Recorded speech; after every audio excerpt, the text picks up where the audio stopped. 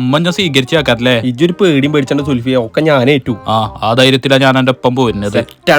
ഇവിടെ 1 കോടിക്ക് കാർ കിട്ടുവോ? ഇജൊന്നും ഉണ്ടായിരുന്നു മനസ്സിനൊരു സുഖം തരുമോ? എനിക്ക് നമ്മളെ സൗകര്യം പതുക്കെ പോകല്ലോ, അതൊക്കെ സ്ഥലം. സുൽഫിയ, അതൊക്കെ ഒരു കളിണ്ട്, ഞാൻ പറയണേ കേക്കേ.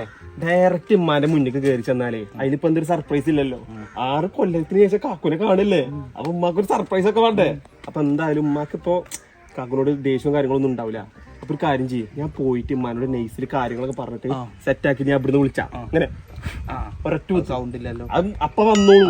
അപ്പൊ നൈസ് ആക്കൂലേ? ഞാൻ ഉമ്മാക്ക് ഒരു സെന്റ് കുട്ടി ഞാൻ ആദ്യം ഇതൊന്ന് ശരിയാക്കട്ടെ. ഇവിടെ ഇരുന്ന് നോക്കിക്കോ, ഇവിടെ ഇരുന്ന് കഴിഞ്ഞാൽ ഫുള്ള് കാണാറുണ്ട്. ഓക്കെ, അപ്പൊ എല്ലാം പറഞ്ഞ സെറ്റ് ആക്കി ഒറ്റ വിളി വരണം. ഓക്കെ,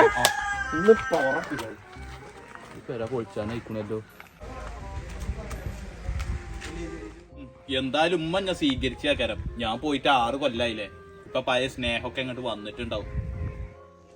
ഈ പേര ഇവിടുന്ന് അങ്ങോട്ട് പൊളിച്ച, എന്നിട്ട് ഇവിടെ വലിയൊരു കൊട്ടാരം അങ്ങോട്ട് പണിയാ. അപ്പൊ ഉമ്മാക്ക് നല്ല സന്തോഷായിക്കോളും. ചക്കൻ ഇവിടെ നിൽക്കൂ. എന്താ നിന്റെ പേര്? എന്റെ പേര് പാച്ചു. വാവ്, നൈസ് നെയിം. ഞാൻ നിനക്കൊരു സമ്മാനം തരാം. 1 2 3 300 റുപ്പീസ് ഉണ്ട്. പോയി മുട്ടായി തിന്നോ. ഏയ് പ്രാന്തൊന്നുമില്ല. This is my Japan style. Go മാൻ.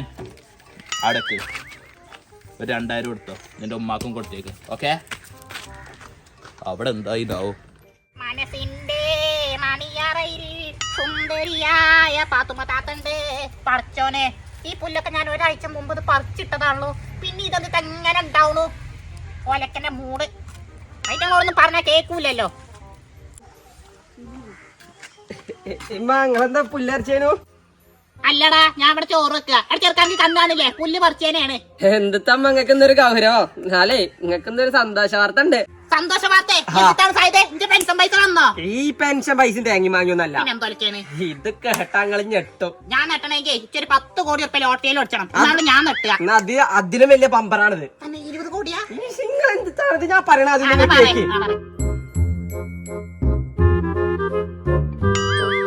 അതെന്താന്ന് വെച്ച് കഴിഞ്ഞാലേ ഇതെന്താണമ്മ. അപ്പൊ എന്താന്ന് വെച്ച് കഴിഞ്ഞാലേ, ഇപ്പൊ ഇങ്ങളെ നാടുവിട്ട് പോയ ഒരു 6 കൊല്ലങ്ങൾക്ക് മുമ്പ് നാടുവിട്ട് പോയ ഒരു മകൻ, അതായത് അറിയാലോ നമ്മളെ സുൽഫിന്റെ കാക്ക്. അപ്പൊ തിരിച്ചു വരാണ് നിക്ക. അപ്പൊ അത് നിങ്ങളിങ്ങനെ നേരിട്ട് കാണുകയാണ്. നേരിട്ട് കാണുകയാണ്. ഒപ്പം ഇങ്ങനെ മുമ്പിൽ വന്ന് നിക്കാണ്. അപ്പൊ അതിങ്ങനെ കാണുമ്പോ നിങ്ങളെ വൈബിന്റെ കാരണം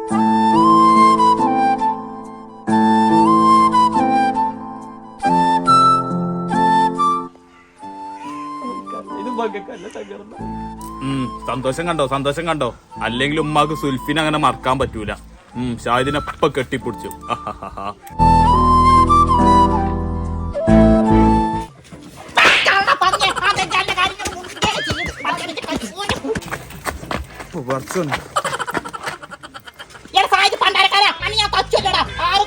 ഒരു പെണ്ണിനായിട്ട് നാട് വിട്ടാനാണ് ഓന്. ഞാൻ കാട്ടിത്തരാം.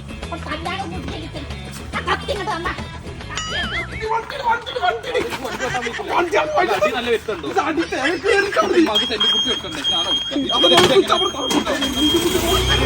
ഫോണില്ല